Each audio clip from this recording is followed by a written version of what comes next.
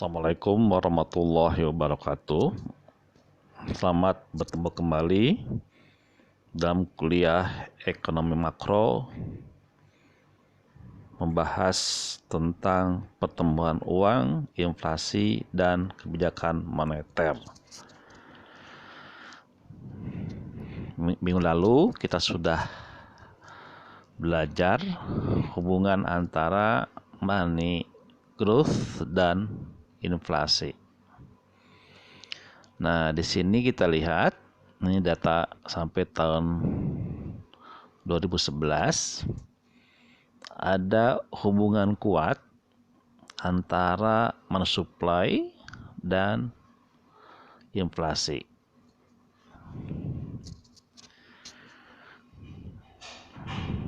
Sumbu X adalah pertumbuhan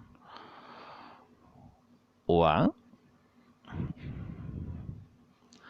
kemudian sumbu Y adalah inflasi.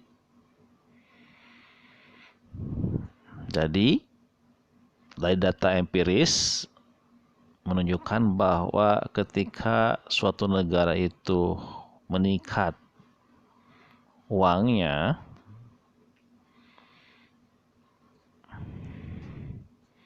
biasanya karena defisit anggaran, maka secara otomatis atau implikasinya terjadi kenaikan harga-harga atau inflasi.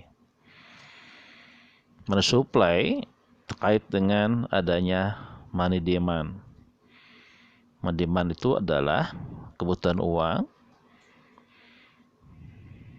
bagi masyarakat untuk konsumsi, di perusahaan untuk belanja barang modal, investasi, bagi pemerintah untuk meningkatkan belanja pemerintah, karena G adalah instrumen fiskal dalam rangka menggerakkan pertumbuhan ekonomi. Nah, ketika tiga hal tersebut bergerak secara simultan, C plus I plus G, maka akan menaikkan harga-harga. Kita masih ingat ketika kurva AD itu bergerak ke kanan, maka Y juga akan meningkat karena itulah targetnya, tapi dari pihak akan terjadi kenaikan harga-harga. Demikian relasi atau hubungan sebab akibat antara money supply dan inflasi. Nah, ini yang menarik adalah negara-negara di Amerika Selatan yang terkenal dengan hiperinflasi mendukung hubungan tersebut. Kita ingat di negara-negara Amerika Selatan itu ada Nicaragua, ada Argentina, ada Brazil, ada Bolivia. Nah, di sini ada negara-negara Eropa Timur, ada Belarusia, ada Armenia, ada Ukraina, ada Azerbaijan. Itu menunjukkan bahwa ketika negara itu mengalami pertumbuhan uang yang cukup pesat, nah biasanya kalau angkanya meningkat itu dari money creation, dari printing money, dari seigniorage, maka terjadilah hiperinflasi. Kita masih ingat kasusnya Zimbabwe,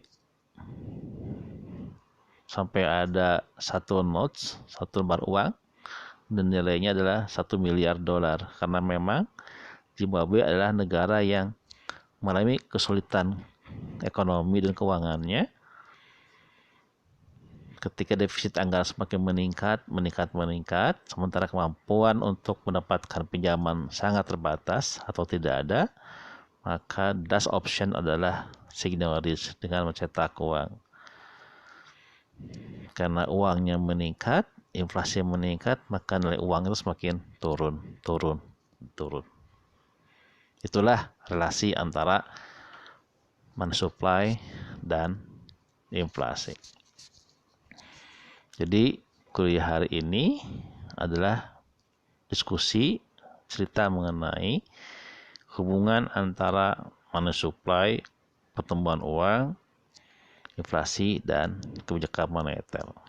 Karena uang itu adalah alat transaksi yang diatur oleh bank sentral, maka pergerakan uang, pertumbuhan uang itu tergantung kepada kebijakan bank sentral. Maka disebut dengan kebijakan moneter. Nah, yang menarik adalah inflasi, harga yang meningkat itu membuat adanya peningkatan pajak. Karena pajak itu dilihat dari profit, kalau PPH, kalau PPN dari jumlah yang terjual, sementara nilai yang terjual itu terkait dengan inflasi. Jadi inflasi itu akan meningkatkan pajak. Maka saya sebut dengan pajak inflasi. Nah, sekarang paham bahwa pajak inflasi atau pajak senioritas itu akibat adanya inflasi. Inflasi itu terjadi karena adanya pertumbuhan uang. Nah, bab ini akan menceritakan bagaimana model moneter dari inflasi di negara berkembang dengan sistem nilai tukar tetap dan mengambang. Di dalam rejim nilai tukar dikenal dengan istilah fixed exchange rate dan floating exchange rate. Kalau nilai tukar tetap berarti nilai mata uang, nilai tukar mata uang itu konstan, tidak ada perubahan. Contohnya adalah Cina, yuan itu ya dari waktu ke waktu konstan, ya, tidak tergantung kepada supply demand nilai tukar, karena memang ada intervensi bank sentral. Sementara di Indonesia yang tiap hari mata uang itu rupiah terhadap dolar itu naik turun, kalau melemah itu adalah depresiasi, kalau menguat apresiasi, maka kekuatan pasar supply dan demand valuta asing itu akan merubah keseimbangan nilai tukar. Itu disebut dengan rejim nilai tukar mengambang.